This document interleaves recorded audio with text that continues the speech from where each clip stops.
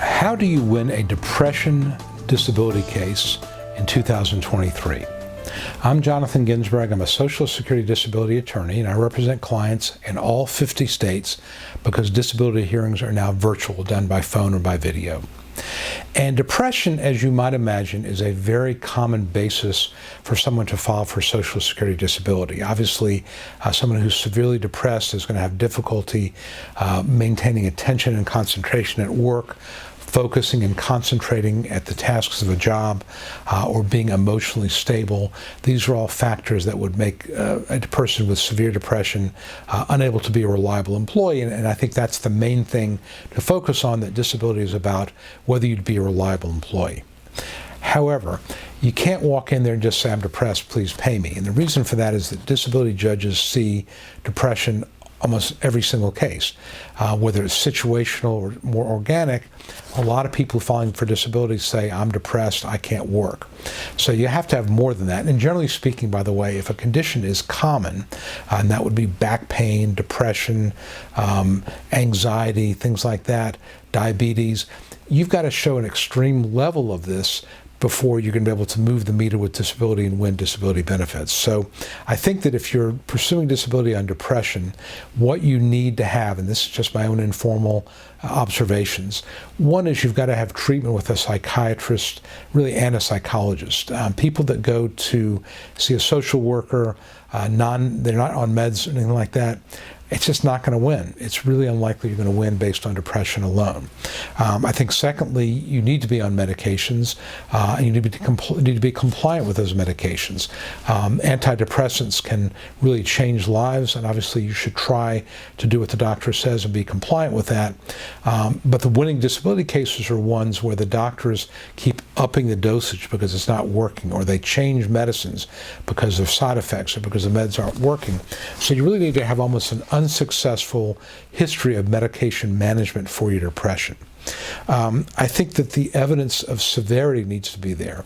Things like suicide attempts or inpatient hospitalizations. It's got to be beyond, I'm just depressed and I cry a lot, or I'm depressed and I don't get out of bed. It's got to be something external, maybe is a good way to put it. Again, the suicide attempts, the inpatient hospitalizations, where it's more than something that you can almost manage with medications and family support. So it's got to be beyond the pale there. I think that if you're over 50 or over 55, that's going to help. A lot of times people over 55, for example, have a long work history, and judges realize you don't work for 30 years and then all of a sudden decide you're not going to be able to work anymore because you're depressed. Something must have changed. And I think that your age can make a big difference. There is a bias in the Social Security system in favor of people over age 50, and even more so at 55, so that will help. If your depression is more situational, meaning it was caused by some terrible trauma, that needs to be something that is documented, whether it's the death of somebody you were very close to or something really traumatic that happened to you. That can be grounds for alleging disability based on depression. I think if you can get statements from former coworkers and supervisors talking about their observations about problems you were having getting through a day with emotional stability due to crying spells or things like that, that can make a difference as well. So these are some of the things, but the big picture I want you to take away from this is that depression is not uncommon. A lot of people, especially if you can't work or if you're in pain or your body's betraying you a little bit, can happen. People can feel depressed. I'm talking about a level of depression that basically makes you almost unable to function. You can't take care of your daily needs. You're not bathing. You're sleeping all the time. You are, breaking into crying spells without any explanation. You can't stop. You can't stop yourself. That's the level of impairment. It's got to be way up here, not kind of a mild or moderate. It's got to be fairly extreme to win disability benefits. And if that describes you, please let me know. I'd like to help you if I possibly can. You can ask me for a case evaluation at ssdanswers.com, or ask for the download, the Secrets to Winning Disability Survival Kit download.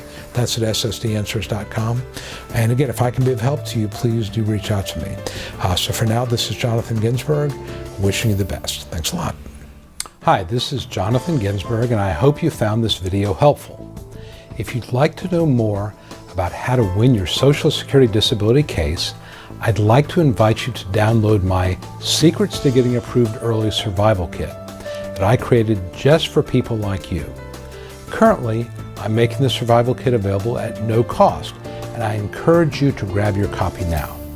Some of the topics I cover include: how do I know if I have a case? Is it the right time for me to file my claim? 9 common mistakes that can doom your case. The 3 must-have arguments you use to win your case. And a topic that every disability claimant wants to know: how to avoid trick questions from the judge. If you or a loved one need to win Social Security disability benefits, you'll find the Survival Kit essential reading. Download your Survival Kit right now and at no cost. Just visit ssdanswers.com/survival and sign up. It's that easy. Please act now. And as always, I wish you the best.